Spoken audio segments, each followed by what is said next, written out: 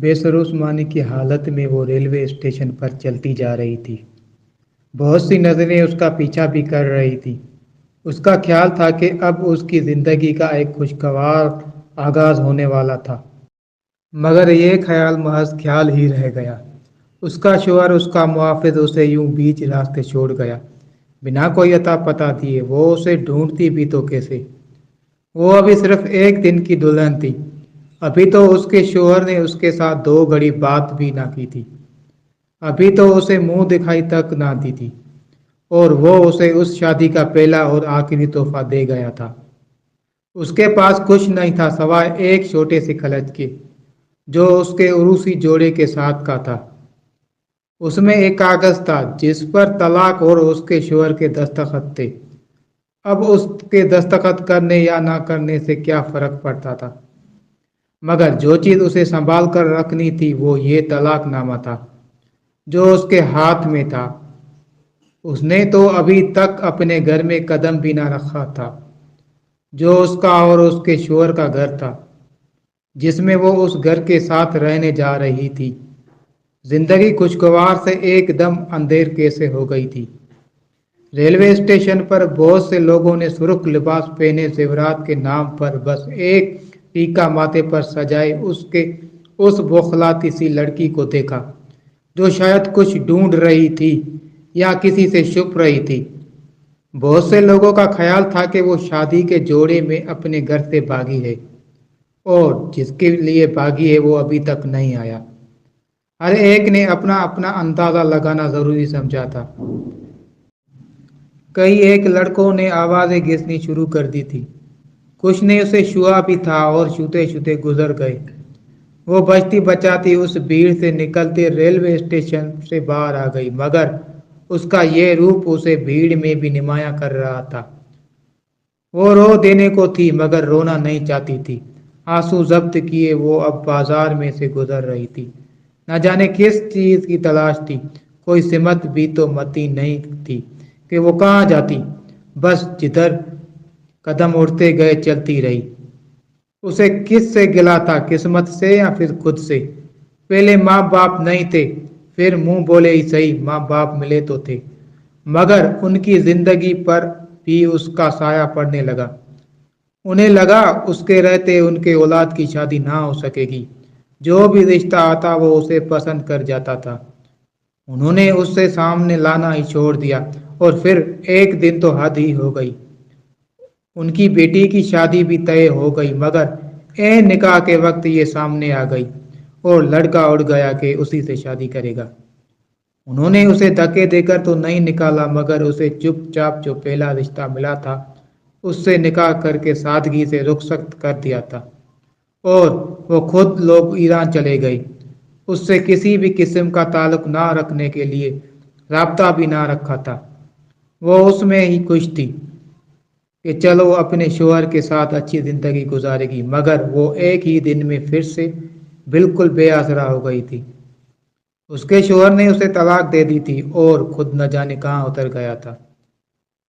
وہ بڑے بازار میں سے گزر رہی تھی، کتنی دیر سے وہ یہاں گھوم رہی تھی، اسے کوئی اندازہ نہیں تھا، اندازہ تھا تو بس اتنا کہ اندھیرا پھیل چکا ہے۔ سوچوں کا ایک طوفان تھا جو اسے گرانے کے در پہ تھا۔ چلتے چلتے وہ کسی سے ٹکرا گئی، نظر اٹھا کر دیکھا تو سامنے ایک مرد تھا جس کے چہرے پر یہ خباثت کے آثار تھے۔ وہ ٹکراتے ٹکراتے گرنے لگی تو اس نے اپنی آہنی گرفت میں لے لیا۔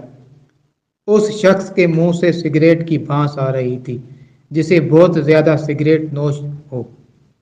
شکل و صورت سے جواری بھی لگ رہا تھا۔ اے چڑیا کہاں کی تیاری ہے؟ وہ شخص اس کا ہاتھ سختی سے پکڑے اسے اپنے ساتھ لگانے کی کوشش کر رہا تھا۔ اس نے زور سے چلانا شروع کر دیا، مگر نہ تو کوئی اس کی مدد کو آیا تھا اور نہ ہی اس نے اسے چھوڑا۔ اے چپ کر، عزت کا خیال تھا تو گھر سے کیوں بھاگی تھی؟ اس آدمی نے جیسے اسے دمکانے کی کوشش کی اور گھرا کر کہا، مجھے جانے دو، میں بے قصور ہوں، میں نے کچھ نہیں کیا، چھوڑو مجھے۔ وہ اپنا پورا زور لگا رہی تھی، مگر اس خبث آدمی کی طاقت کا مقابلہ نہیں کر سکتی تھی۔ اس نے اس کے ہاتھ پہ کاٹنے کی کوشش کی تھی، اسے گھن آ رہی تھی اس آدمی سے، اس کے کاٹنے سے اس آدمی کی گرفت اس کی ڈھیلی پڑ گئی۔ اس نے بھاگنا چاہا مگر وہ زیادہ شاطر تھا، اسے بالوں سے پکڑ کر کھینچا اور زوردار تھپڑ اس کے گال پر مارا، اس کا ہونٹ کا کنارہ پھٹ گیا۔ بےغیرت جب گھر سے بھاگی تھی تب عزت یاد نہیں آئی، اب عزت کے لالے پڑ رہے ہیں۔ گھر سے نکلنے والی عورت کو ہمارے معاشرے میں تباہ ہی سمجھا جاتا ہے، اور تو بھی وہی ہے۔ چل، وہ اسے بالوں سے پکڑ کر کھینچتا ہوا آگے لے جا رہا تھا۔ وہ مزاحمت بھی کر رہی تھی مگر بے سود، اسے پتہ بھی نہیں چلا اور اس کی آنکھوں سے آنسو نکلنے لگے۔ تکلیف کی شدت تھی یا بے عزتی کا احساس، وہ سمجھ نہیں سکی، مگر وہ اب بھی خود کو چھڑانے کی کوشش کر رہی تھی۔ سارا اور اس کی نینی بازار سے کچھ خریداری کرنے آئی تھی، انہیں گھر اور بچوں کے لیے کچھ چیزیں لینی تھی۔ وہ دونوں گھر پہ تینوں بچوں کو اکیلا چھوڑ کر آئی تھی اور جلدی جلدی خریداری کر رہی تھی۔ کچھ راشن لینا تھا اور کچھ گھر کے استعمال کی چیزیں۔ چلتے چلتے انہوں ایک دکان میں لگی بیڈ شیٹ پسند آ گئی۔ سارا نے وہ خرید لی اور خرید کر دکان سے باہر نکل رہی تھی جب ایک طرفہ سے کسی لڑکی کی چیخنے کی آوازیں آنے لگی۔ سارا تقریباً بھاگتے ہوئے اس تک پہنچی تھی۔ ایک آدمی دلہن کا جوڑا پہنے اس لڑکی کو زبردستی اپنے ساتھ لے جا رہا تھا۔ لڑکی چھوڑو مجھے، کوئی بچاؤ مجھے، چلا رہی تھی اور وہ رو بھی رہی تھی۔ لوگ دیکھ رہے تھے مگر کسی نے آگے بڑھ کر اسے چھڑانے کی کوشش نہیں کی تھی۔ سارا تیز تیز قدموں سے اس کے پاس گئی اور ایک جھٹکے سے اس آدمی کو روکا تھا۔ ہاتھ چھوڑو اس کا، کافی روب سے کہا تھا مگر وہ شاید بہت ڈھیٹ تھا یا عادی مجرم، اسے گھور کر دیکھنے لگا۔ تم بیچ میں نہ پڑو، پرائی لڑکی ہے، تمہارا اس سے کوئی واسطہ نہیں ہے، اس نے سارا سے کہا اور پھر سے اسے بالوں سے پکڑ کر اسے اپنے ساتھ لے جانے کے لیے آگے بڑھا۔ پلیز میری مدد کریں، یہ مجھے زبردستی اپنے ساتھ لے جا رہا ہے، لڑکی نے اپنے بال چھڑانے کی کوشش کرتے کرتے ہچکی لے کر کہا تھا۔ رک جاؤ، چھوڑ دو اسے ورنہ بہت پچھتاؤ گے، تم مجھے جانتے نہیں ہو۔ اس کی دھمکی پر وہ مڑا تھا مگر اس نے اس لڑکی کو نہیں چھوڑا تھا۔ کون ہو تم؟ وزیر اعظم کی بیوی ہو یا کہیں کی تھانے دارنی ہو؟ سارا دو قدم آگے آئی اور اس آدمی کی آنکھوں میں آنکھیں ڈال کر کہا، سکندر چیراز خان کی بہن ہوں میں۔ اس کا اتنا کہنا تھا کہ اس آدمی کی گرفت ایک دم ڈھیلی ہو گئی اور اس کی آنکھوں میں ایک واضح خوف ڈر آیا۔ وہ لڑکی ہاتھ اور بال چھڑا کر ایک دم سارا کے پیچھے آ کر چھپ گئی تھی، جیسے سارا اب اس کو بچا لے گی۔ چھوڑ رہا ہوں، ویسے اس طرح کی لڑکیاں بدنامی کا گاہ کی لاتی ہیں، گھر سے بھاگی ہے یہ۔ اس نے جیسے سارا کو وارن کرنے کی کوشش کی تھی۔ یہ تمہارا مسئلہ نہیں ہے، اس طرح راہ چلتی کسی بھی لڑکی کو اپنے ساتھ گھسیٹو گے تو تمہیں کیا لگتا ہے ایسے ہی بچ جاؤ گے؟ میں سکندر چیراز خان کی بہن ہوں، تمہارا تو میں وہ اچر کرواؤں گی کہ یاد رکھو گے۔ سارا نے اسے انگلی اٹھا کر وارننگ دے دی۔ وہ جیسے آپے سے باہر ہو گیا۔ اچھا، میں کیسے مان لوں کہ تم واقعی سکندر چیراز خان کی بہن ہو؟ کیا پتا تم مجھے بس ڈرا رہی ہو؟ وہ خباثت سے ہنستا سارا کی طرف بڑھا جیسے وہ پیچھے کو ہٹے، مگر وہ ڈٹ کر کھڑی تھی۔ اس کے قریب آنے پر بھی وہ نہ ڈری اور نہ پیچھے ہوئی بلکہ انگلی سے اس کو مزید آگے بڑھنے سے روکا۔ اگر واقعی ایسا ہے جو تم کہہ رہے ہو تو ہاتھ لگا کے دکھاؤ اس لڑکی کو۔ 24 گھنٹوں کے اندر اندر اگر تمہارا پوسٹ مارٹم نہ ہوا تو آ کر مجھے بھی ساتھ لے جانا۔ سارا نے اسے یوں دھمکایا تھا تو وہ آگے آنے کی ہمت نہ کر سکا۔ جاؤ جاؤ، میں تم جیسی عورتوں کے منہ نہیں لگنا چاہتا۔ وہ ہاتھ جھلاتا وہاں سے چلا گیا۔ سارا نے اپنے پیچھے مڑ کر اس ڈری سہمی لڑکی کو دیکھا جو 23-24 سال کی لگ بھگ دلہن بنی اور خوفزدہ سی لگ رہی تھی۔ تم واقعی گھر سے بھاگی ہو؟ سارا نے نرمی سے پوچھا تھا۔ اس نے نفی میں سر ہلایا۔ سارا نے نینی کو اشارہ کیا اور کوئی شاپر انہیں پکڑا دی۔ آپ یہ لے کر گھر جائیں، میں آ رہی ہوں۔ بازار ان کے گھر سے زیادہ دور نہیں تھا۔ تم کہاں جا رہی تھی؟ نینی کو بھیج کر سارا نے اس لڑکی سے پوچھا۔ میں؟ اسے ایک دم یاد آیا کہ وہ کہاں جا رہی تھی۔ اس کے پاس تو کوئی جگہ نہ تھی۔ تم شادی سے بھاگی ہو؟ سارا اسے ایک طرف لے آئی تھی۔ بازار میں بہت سے لوگ انہیں دیکھ رہے تھے۔ نہیں، اس سے مزید بولا نہیں گیا۔ آنسوؤں کا گولا حلق میں اٹک گیا تھا۔ کہاں جانا ہے تمہیں؟ میں چھوڑ آتی ہوں۔ سارا نے نرمی سے اسے تسلی دیتے ہوئے کہا۔ میرا کوئی گھر نہیں ہے۔ وہ رونے لگی۔ کس مشکل سے وہ یہ بات کہہ پائی تھی، وہی جانتی تھی۔ سارا نے اس کے ویران چہرے اور پریشان حال کو بہت غور سے دیکھا اور چند لمحے سوچ کر ایک فیصلہ کیا۔ اچھا پھر تم میرے ساتھ چلو۔ ابھی ویسے بھی تم کہاں نہیں جا سکتی۔ یہ جگہ بھی محفوظ نہیں ہے۔ اسے سمجھ نہیں آیا کیا کہے۔ وہ ضرورت مند تھی اور کسی پہ اس طرح اعتبار بھی نہیں کر سکتی تھی۔ وہ سارا کو جانتی تو نہیں تھی نا، مگر پھر کوئی ٹھکانہ نہ ہونے کا سوچ کر وہ سارا کے ساتھ چل پڑی۔ وہ بازار سے گزر کر اب ایک کشادہ سڑک پر چل رہی تھی۔ سڑک کے ارد گرد سبز تھا اور تھوڑے تھوڑے فاصلے پر گھر بنے تھے۔